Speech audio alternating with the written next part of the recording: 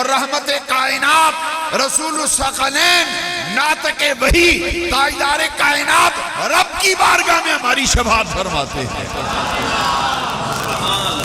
غوث اعظم حضور کی بارگاہ میں شفاعت فرماتے ہیں اور حضور رب کی بارگاہ میں شفاعت فرماتے ہیں۔ ہم کتنے خوش نصیب ہیں۔ مختصر میں عرض کرتا ہوں، بس آپ سمجھتے جائیے۔ جس طرح نبوت ایک منصب ہے، ایک ولایت بھی ایک منصب ہے۔ جس طرح نبوت ایک عہدہ ہے، منصب ہے، اسی طرح ولایت بھی ایک عہدہ ایک منصب ہے۔ آج بدتمیزی کا طوفان آیا ہوا ہے سوشل میڈیا پہ۔ ان اولیاء اللہ کو بابوں کا ٹائٹل دے کر بزرگوں سے نفرت دلائی جا رہی ہے۔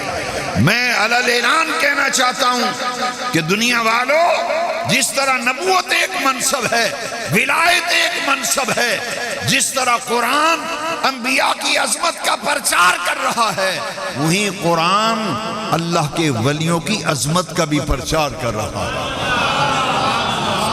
ہر امت میں ولی ہوئے، تفصیل میں جانے کا وقت نہیں، وقت کا دامن تنگ ہے، بہت کم وقت ہے میرے پاس۔ قرآن مجید کا مطالعہ کیجئے، یہ تو دینی مدرسہ ہے یارو۔ قرآن یہاں پڑھایا جاتا ہے۔ خیرکم من تعلم القرآن وعلمہ، تم میں سے بہترین لوگ وہ ہیں جو قرآن پڑھتے پڑھاتے ہیں، قرآن سیکھتے اور سکھاتے ہیں، بہترین لوگ وہ ہیں۔ یہاں تو قرآن پڑھایا جاتا ہے، بچوں نے قرآن حفظ کیا اس مدرسے میں۔ ذرا یاد کیجئے، جس طرح قرآن انبیاء سابقین کے اولیاء کی عظمتوں کا ذکر قرآن کرتا ہے، اور اولیاء اللہ کی کرامات کا ذکر جس طرح قرآن کے اندر موجود ہے، حضرت مریم کے احوال، ان کی کرامات اور ان کی عظمت و فضیلت پر یہ رب کا قرآن گواہی دے رہا ہے۔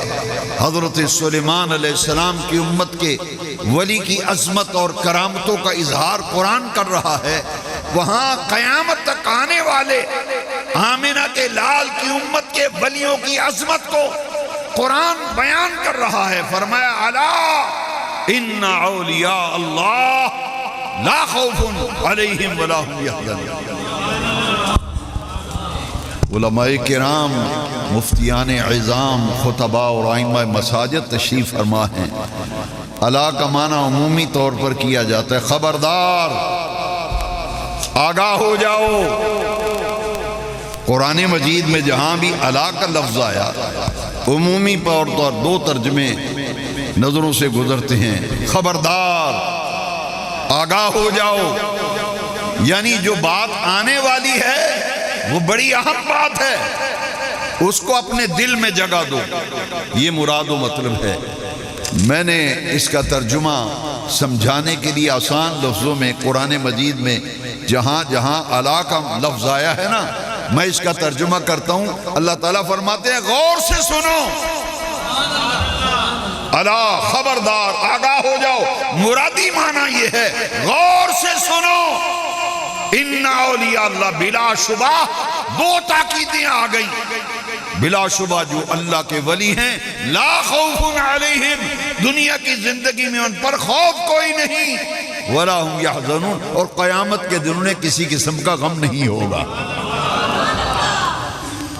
نبی کی جمع انبیاء اور ولی کی جمع اولیاء، جن کو تاج نبوت پہنائے گئے اور تخت نبوت پہ بٹھایا گیا وہ نبی کہلائے، اور جن کو ولایت کے تخت پہ بٹھایا گیا اور تاج ولایت پہنائے گئے وہ ولی کہلائے۔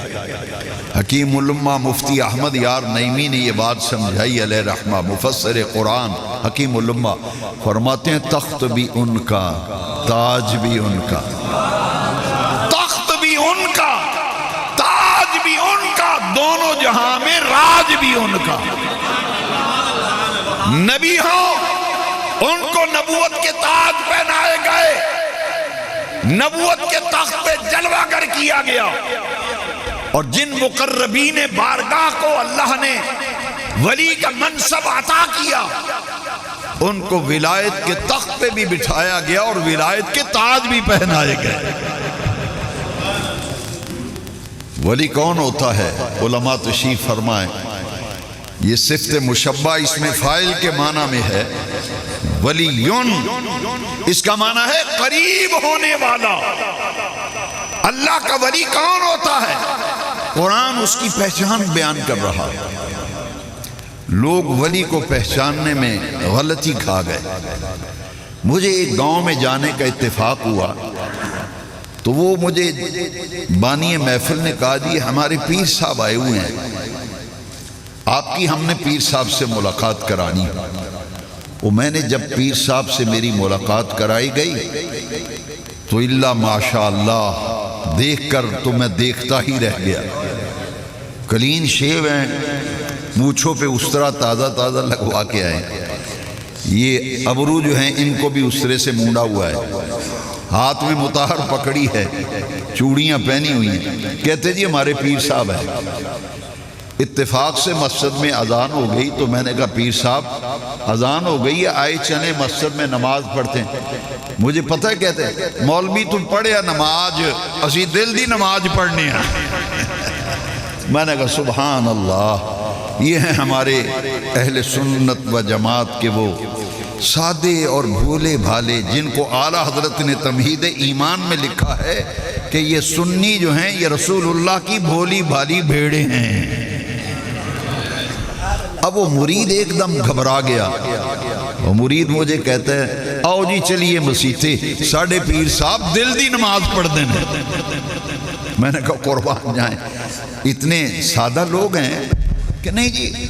وہ ایک مرید اتنا بے وقوف، پتہ مجھے کیا کہتا ہے، یہ اصلاح کے لیے بات کر رہا ہے ورنہ مجھے کسی پہ تنقید کرنے کی کیا ضرورت ہے۔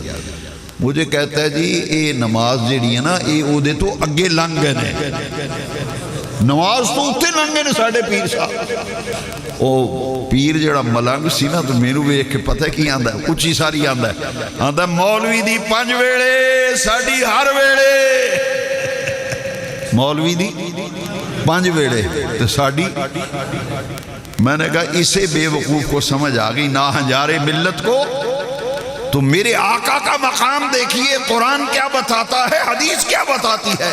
آمنہ کے لال تو 5 وقت خود تشریف لا کر مصلی امامت کو زینت بخشتے تھے اور 5 وقت میرے آقا خود نماز پڑھاتے تھے۔ میں نے کہا پیر صاحب نماز دل کی پڑھتے ہیں تو کھانا دل میں کیوں نہیں کھا لیتے؟ ان سے کہو کھانا بھی دل، پیشاب بھی دل میں کیا کریں۔ ایمان سے چکرا گیا، وہ ملنگ چکرا گیا اور اسی وقت بسترہ اٹھایا، کہتا نہیں یار تو مولویاں نو سدیا ہے، مولوی دی تے فقیر دی ازل تو دشمنی۔ اور اگلی بات بڑی غور سے سنی، وہ سگریٹ پی رہا تھا، سگریٹ۔ اور میرے والد صاحب کی جنہوں نے زیارت کی ہے رحمت اللہ علیہ، حضرت مولانا محمد شریف صاحب رضوی، مجھے یاد آ گئے رحمت اللہ علیہ، بڑی یاری تھی دونوں بزرگوں میں، تو نفرت کرتے تھے حقہ اور سگریٹ سے۔ پورے علاقے میں مشہور تھا، جب چودھریوں کے ڈیرے پہ محفلیں ہوتی تھی نا تو حضرت صاحب کو دیکھتے ہی حقہ چھپا دیتے تھے، کہتے تھے حضرت صاحب آگے حقہ چھپا دو، نفرت کرتے تھے۔ تو اس نے جب سگریٹ لگایا نا تو میری طبیعت خراب ہو گئی، تو مجھے دیکھ کے پتہ کی کہتا میں نے کہا مولوی اے جنت دی اگربتیاں نے۔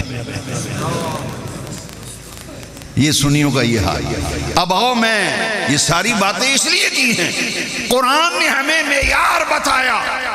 کوئی ہوا میں اڑتا ہے، پانی پہ تیرتا ہے اور منہ سے آگ پھینکتا ہوا ہے، ہم قرآن کی کسوٹی پہ لگا کے دیکھیں گے، مصطفیٰ کریم کے فرمان کی کسوٹی پہ لگا کے دیکھیں گے، اگر معیار پہ پورا اترے گا تو سارا آنکھوں پہ، سارا آنکھوں پہ۔ آئیے قرآن نشانی بتا رہا ہے، الا ان اولیاء اللہ لا خوف علیہم ولا هم يحزنون الذین آمنوا وکانوا یتقون۔ یہ ایمان لانے کے بعد تقوی بھری زندگی اختیار کرتے ہیں، تقوی ولی کی پہچان کا معیار سونا کھرے کی کھوٹے پرکھن واسطے سنیارے کو جا کے کسوٹی تے لائی دے ولی نو پرکھنا ہوئے تے قرآن نے کسوٹی دی تھی تقوی دی کسوٹی تے پرکھ کے دیکھو تے پھر پتہ لگے گا کھرے کے کھوٹے وقت دی کمی دے باعث ایک آیت اور پیش کر دیں ولی دی نشانی لوگ قرآن کہتے ہیں ان اولیاءہ الا المتقون کہ اللہ کا ولی تو وہ ہے بھائی جس کے دامن میں تقوی ہے جس کے دامن میں تقوی ہے متقی ہونا پرہیز